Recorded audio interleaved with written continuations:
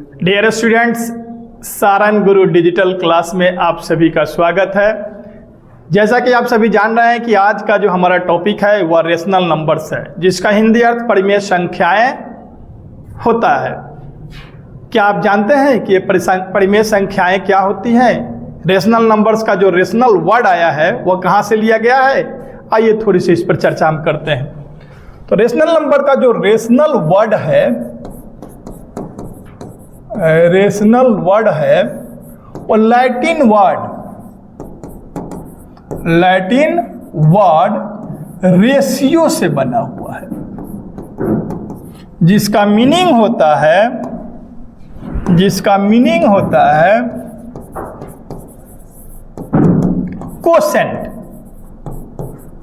Quotient, reason,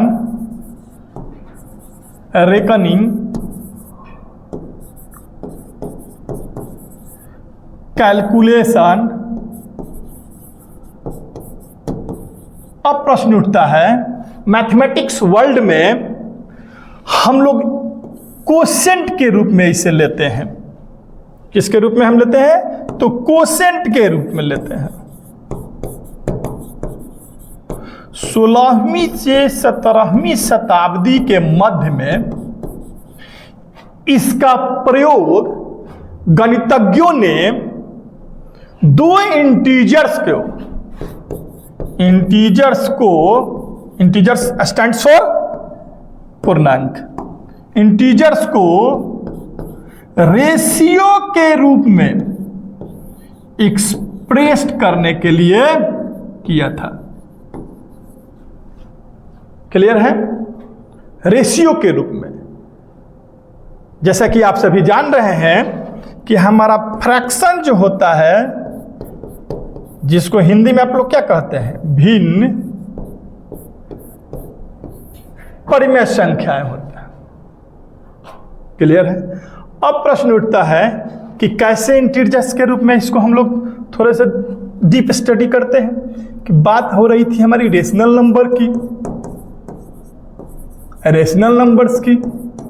फिर आपने कहा कि इंटीजर्स के रूप में, यानी अगर कोई rational number a by B के रेशियो में है तो ये भी आपका इंटीजर्स होना चाहिए, पूर्णांक, और नीचे भी पूर्णांक। रेशियो का मतलब यही हुआ। तो ये बात रिजल्ट जो है हमारे सामने आ रहे हैं कि पूर्णांक जो है, भिन्न के बारे में तो हो गई, पूर्णांक जिसको हम लोग क्या कह रहे हैं? इंटीजर्स भी परिमेय संख्याएं होती हैं। क्लियर हो गया? परिमेय संख्याएं होती है। देखेंगे इससे कैसे हम इसको थोड़ा सा विस्तृत करते हैं। तो जब यहां पूर्णांक की बात हो गई कि पूर्णांक परिमेय संख्याएं होती हैं, तब पूर्णांक के संदर्भ में आप जानते हैं कि यह धनात्मक भी होते हैं। क्लियर है? पॉजिटिव इंटीजर्स और शून्य भी होते हैं। क्लियर? और ऋणात्मक भी होते हैं। समझ रहे बात को ना? तो स्पष्ट है, क्रिस्टल क्लियर है कि परिमेय संख्याएं भी जो हमारी होंगी वो भी क्या होंगी? तो धनात्मक भी होंगी, धनात्मक भी, फिर क्या? शून्य भी, समझेंगे, तुरंत समझाएंगे, और ऋणात्मक भी। क्लियर हो गया? कि जब पूर्णांक परिमेय संख्याएं होती हैं, अब पूर्णांक धनात्मक भी होते हैं, शून्य भी होते हैं, ऋणात्मक भी होते हैं, तो क्लियर है कि परिमेय संख्याएं भी हमारी धनात्मक होंगी, शून्य होंगी और ऋणात्मक होंगी। अब समझेंगे यहां पर कि धनात्मक परिमेय संख्याएं के संदर्भ में, आप धनात्मक परिमेय संख्याएं थोड़े से आप यहां ध्यान देंगे। 1/2, 2/3, -5 डिवाइडेड बाई -3। यानी कि जिसके अंश एवं हर दोनों धनात्मक चिन्ह रखते हों या अंश एवं हर दोनों ऋणात्मक चिन्ह रखते हो तो वो धनात्मक परिमेय संख्याएं कहलाएगी। क्लियर? क्लियर? देखिए minus minus cancel, 5/3 that means की पॉजिटिव रेशनल नंबर्स। ठीक उसी तरह ऋणात्मक परिमेय संख्याओं के संदर्भ में हम देखते हैं, अभी परिभाषा हम क्लियर नहीं कर रहे हैं, जो आपके पाठ्य पुस्तक पर आधारित परिमेय संख्याएं आप खुद डिफाइन करेंगे। -1/2, 2/-5, -7/11। क्लियर है? आप डिफाइन तो करें, यानी कि अंश दैट इज कॉल्ड न्यूमरेटर या डिनोमिनेटर में कोई एक निगेटिव हो। क्लियर है? निगेटिव मतलब ऋणात्मक हो, माइनस चिन्ह रखता हो, तो वह जो है आपको ऋणात्मक परिमेय संख्याएं कहलाएगी। नेक्स्ट, शून्य परिमेय संख्याएं देखेंगे आप। शून्य परिमेय संख्याएं,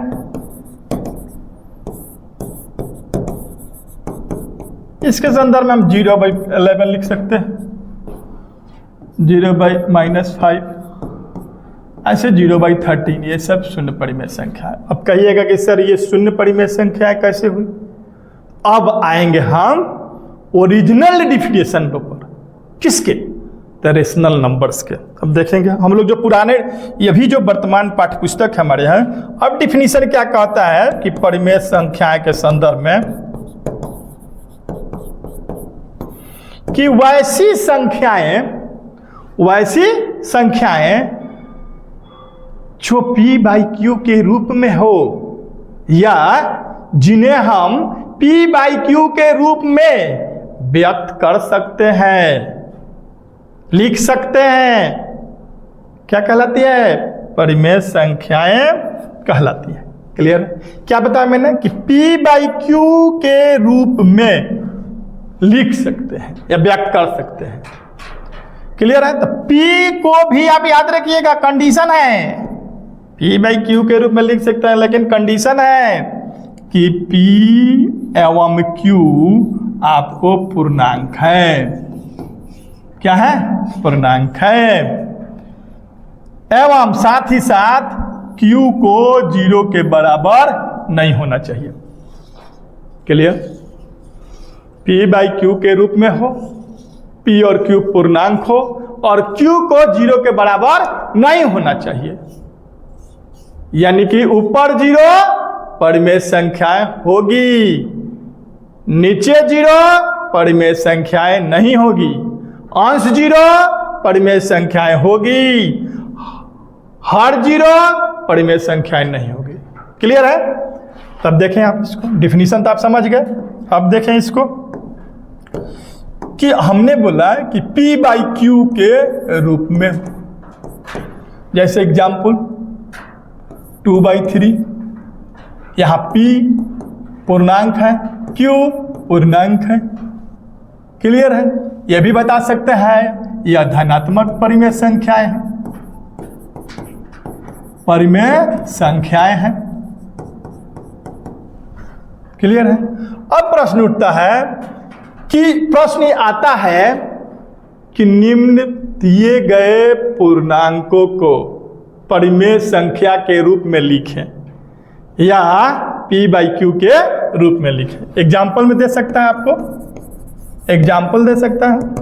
5, -3, 2 को किसके? परिमेय संख्या के रूप में लिखना है। किसके रूप में?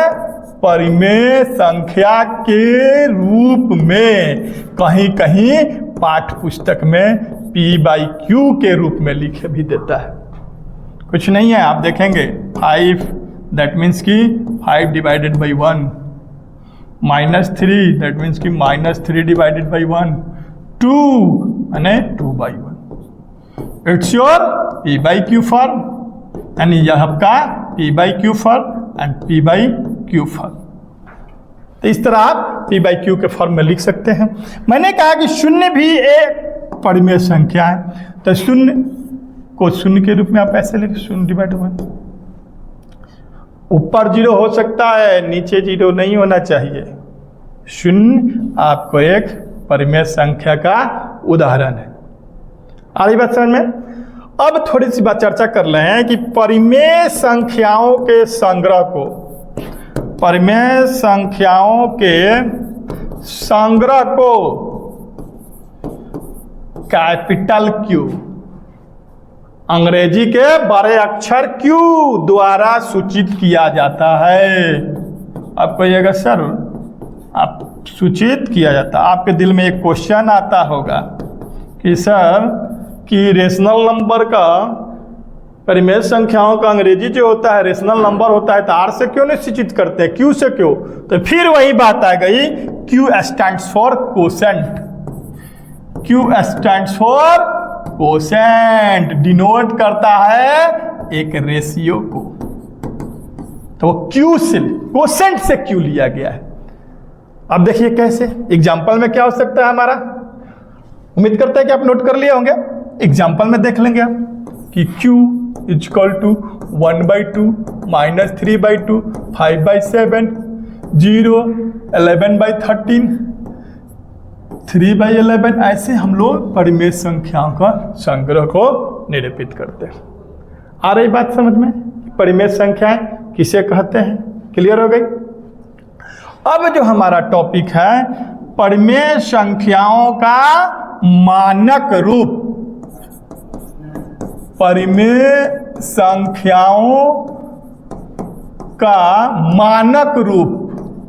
याद आ रहा है आपको कुछ कि अगले वीडियो में हम लोगों ने पढ़ा था भिन्नों का सरलतम रूप, सिंपलेस्ट फॉर्म ऑफ फ्रैक्शन, लेकिन इसमें standard form of a rational number. Clear? ये सेम डिफिनीशन है, देखेंगे हम। जाहिर सी बात है कि रेशनल नंबर आई मीन की परिमेय संख्या जो होगी वह p बाई क्यू के फॉर्म में होगी। स्मॉल क्यू की मैं बात कर रहा हूं, होगी। तो अब इसको स्टैंडर्ड फॉर्म में, मानक रूप में कब कहेंगे? एकदम सिंपल सा डिफिनीशन बताएंगे, दो तरीका से आप पकड़ सकते हैं। कोई भिन्न, आप कहिएगा सर भिन्न क्यों कह दिए? तो मैंने बताया था कि भिन्न जो है वो परिमेय संख्या होता है। कोई भिन्न परिमेय संख्या ये p बाई क्यू के फॉर्म में, कोई भिन्न जो है सरलतम रूप में तब और तभी कहा जाता है। पूर्व की कक्षाओं से मैं आपको फिर से याद दिला रहा हूं, तब और तभी कहा जाता है जब उसके अंश, ये अंश भिन्न के संदर्भ में, और हर का HCF समझ रहे हैं ना? HCF, आप तो बहुत विद्वान व्यक्ति हैं। हाईएस्ट कॉमन फैक्टर्स HCF 1 होता हो तो वो सिंपलेस्ट फॉर्म में कहलाता है। ठीक उसी प्रकार स्टैंडर्ड फॉर्म में, मानक रूप में,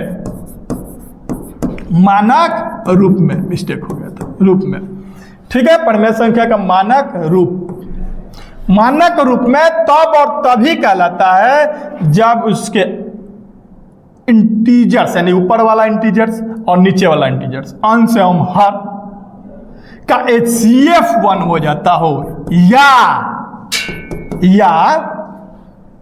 उसका कॉमन फैक्टर उसका 1 हो, कॉमन फैक्टर 1 हो जाता हो। समझिए बात को, नहीं समझे? इसे मान लीजिए 2/3, ये चेक करेंगे ये रेशनल नंबर हो या फ्रैक्शन हो, तो ये अगर फ्रैक्शन है तो सिंपलेस्ट फॉर्म में, और रेशनल नंबर से तो आपको स्टैंडर्ड फॉर्म में। 2/3 जो है स्टैंडर्ड फॉर्म में है कि नहीं चेक करना है। तो 2/3 पहला तरीका मैंने बताया कि 2m3 का HCF निकाल लीजिए, अगर 1 आ गया तो समझिए कि स्टैंडर्ड फॉर्म में है। दूसरा मैंने बताया कि इसका फैक्टर, तो 2 का फैक्टर 1 हो गया, 2 हो गया, 3 का फैक्टर 1 हो गया, 3 हो गया। कॉमन फैक्टर क्या है? 1 है। तो क्लियर है कि आपका स्टैंडर्ड फॉर्म में है। 6/9 को चेक करिए आप, 6/9 आपको स्टैंडर्ड फॉर्म में है कि नहीं। तो HCF निकाल कर देखिएगा, तो 9 में डिवाइड 6 से करिएगा, 6 1 जा 6, 3 2 जा 6, यानी कि इसका HCF कितना आया, 1 नहीं आया जनाब, 3 आया।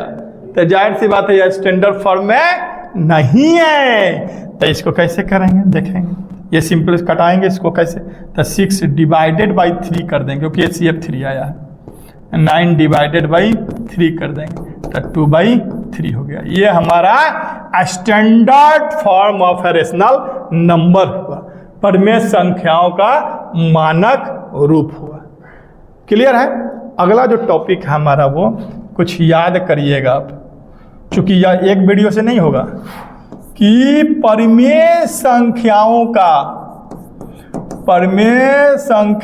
का योग यानी योगफल, जोड़, योगफल, घटाव, गुना एवं भाग हमेशा परिमेय संख्याएं होती हैं। याद रखेंगे, प्रूफ करेंगे हम कैसे। आपको एक जानकारी की बात मैं बता दूं, ये योग है ना, योग जिसको आप लोग जोड़ कहते हैं, है ना, इसका शुद्ध हिंदी आप जानते हैं। इसका शुद्ध हिंदी होता है, बूढ़ा लोग बताएगा, जवान को तो बताइए ना पाएंगे, संकलन, है ना। और घटाव का शुद्ध हिंदी होता है व्यवकलन। याद कर लीजिएगा। अंग्रेजी तो ढेर फुटफुटा दीजिएगा, एडिशन एंड सब्ट्रैक्शन, लेकिन शुद्ध हिंदी सीख लीजिए कि संकलन एवं व्यवकलन, परिमेय संख्याओं का संकलन एवं व्यवकलन या फिर गुना एवं भाग हमेशा एक परिमेय संख्या होता है। क्लियर है। दूसरा point, add to memory, remember के संदर्भ में मैं बात करता हूं कि दो परिमेय संख्याओं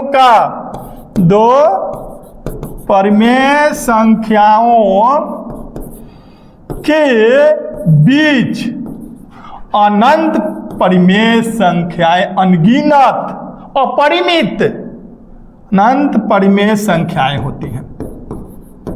याद रखिएगा, याद कर लीजिए, मैं बताऊंगा नेक्स्ट वीडियो में।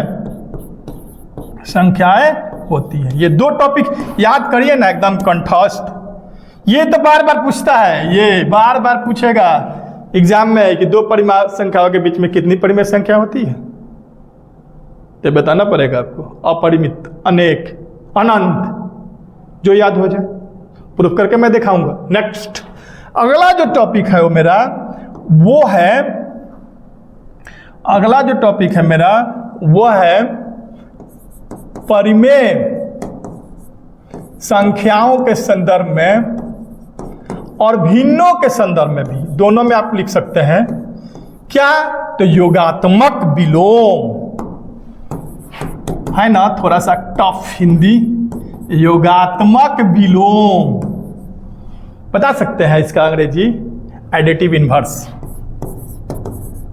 क्या हुआ, एडिटिव इनवर्स, है ना। कोई भिन्न या कोई परिमेय संख्याएं अगर है वह A/B के फॉर्म में है, समझिएगा, बहुत ही इजी लैंग्वेज में बता रहा हूं, A/B के फॉर्म में है, तो इसका योगात्मक विलोम निकालिएगा। जब आप योगात्मक विलोम, कुछ नहीं करना बॉस, केवल साइन चेंज कर दीजिए, क्या हो जाएगा, -A/B।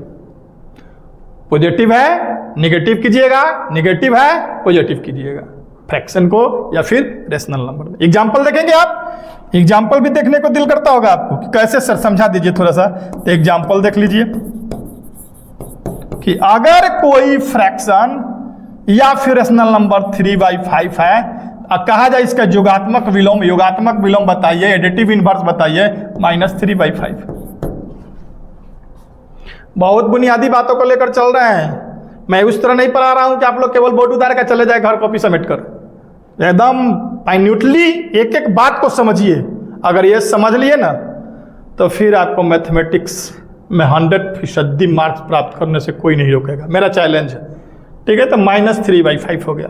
लेकिन फिर यहाँ पर ऐड टू मेमोरी की बात वो कहने लगा कि अपने दिमाग में इसको भर लीजिए क्या, कि कोई भिन्न या कोई परिमेय संख्याएं एवं उसके योगात्मक विलोम का योगफल हमेशा 0 होता है। क्या बताए, बोलिए। कोई भिन्न या परिमेय संख्या का योगात्मक विलोम एवं वो परिमेय संख्या, तो दोनों को अगर जोड़ा जाए तो उसका योगफल हमेशा क्या होगा, 0। दैट मीन्स क्या, कि कोई अगर मान लेते हैं a/b यह हमारा कोई भिन्न है या परिमेय संख्या है, इसका योगात्मक विलोम -a/b हुआ ना। अब कह रहा इसको जोड़िए तो ये हमेशा रिजल्ट क्या देगा बाबू मेरे, हमेशा इसका रिजल्ट क्या आएगा, 0 आएगा। अब जानते हैं प्लस माइनस साइन सिमिलर है, समान है, राशियां समान है, अपोजिट साइन है, कट जाएंगी, 0 आ जाएगा।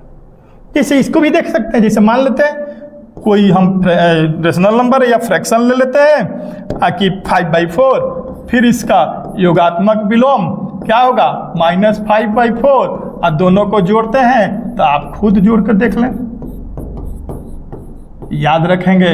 पूछ सकता है कि कोई परिमेय संख्या या कोई भिन्न एवं उसके योगात्मक विलोम का योगफल हमेशा 0 होता है। नेक्स्ट आते हैं रेसिप्रोकल, है ना जनाब, नाम सुने होंगे। इसके संदर्भ में हम कहेंगे व्युत्क्रम, लेकिन इसके संदर्भ में इसी को दूसरे शब्दों में हम लोग कहते हैं मल्टीप्लीकेटिव इनवर्स। दैट मीन्स कि गुणात्मक विलोम। ये क्या है भैया, आप देखेंगे इसको, गुणात्मक विलोम। सपोज दैट, देखिए बहुत ज्यादा लैंग्वेज हम नहीं लिखने जा रहे हैं आपके लिए, क्योंकि बहुत शॉर्ट में हम चैप्टर कवर करेंगे। कोई फ्रैक्शन के भी संदर्भ में, क्योंकि फ्रैक्शन जो होते हैं वो रेशनल नंबर्स होते हैं, तो कोई फ्रैक्शन या रेशनल नंबर्स अगर a/b के फॉर्म में है तो इसका कौन सी गुणात्मक विलोम b/a होगा। याद कर लीजिए, क्या करिएगा बोलिए ना, अंश को हर कर दीजिएगा, हर को अंश कर दीजिएगा, मल्टीप्लिकेटिव इनवर्स हो गया, रेसिप्रोकल हो गया, व्युत्क्रम के संदर्भ में भी वही परिभाषा हो गया। अब कोई पूछ सकता है आपसे कि 4/5 4/5 का गुणात्मक विलोम बताओ, व्युत्क्रम बताओ, रेसिप्रोकल बताओ, तो अब तो आंख मूंद करना बता दीजिएगा कि 5/4 होगा। सर क्या किए हैं यहाँ पर, अंश को हर कर दिए हैं, हर को अंश कर दिए हैं, स्वर को पैर कर दिए हैं, सीधा है उलट जाइए, पहले ऊपर सर था नीचे हो जाएगा, टंगड़ी ऊपर हो जाएगा, तो जाहिर सी बात है आपको रेसिप्रोकल व्युत्क्रम हो गया। अब देखिए अगर ये 4/5 का आप समझ गए कि रेसिप्रोकल जो है या मल्टीप्लिकेटिव इनवर्स क्या होगा, 5/4 होगा। तो आप याद रखेंगे एक बात याद रखेंगे कि कोई परिमेय संख्या हो या भिन्न हो और उसका रेसिप्रोकल या मल्टीप्लिकेटिव इनवर्स का गुणनफल हमेशा कितना होता है, 1 होता है। याद रहेगा कि जैसे एग्जाम्पल में आप समझ सकते हैं, एग्जाम्पल में समझेंगे कि कोई रेशनल नंबर या फ्रैक्शन 5/4 है, तो इसका रेसिप्रोकल या मल्टीप्लिकेटिव इनवर्स क्या हो जाएगा, 4/5। मैंने कहा कि दोनों का गुणनफल हमेशा जो है 1 होता है। क्या 1 नहीं हुआ, 4 से 4 कैंसिल, 5 से 5। क्लियर है, तब तक के लिए धन्यवाद।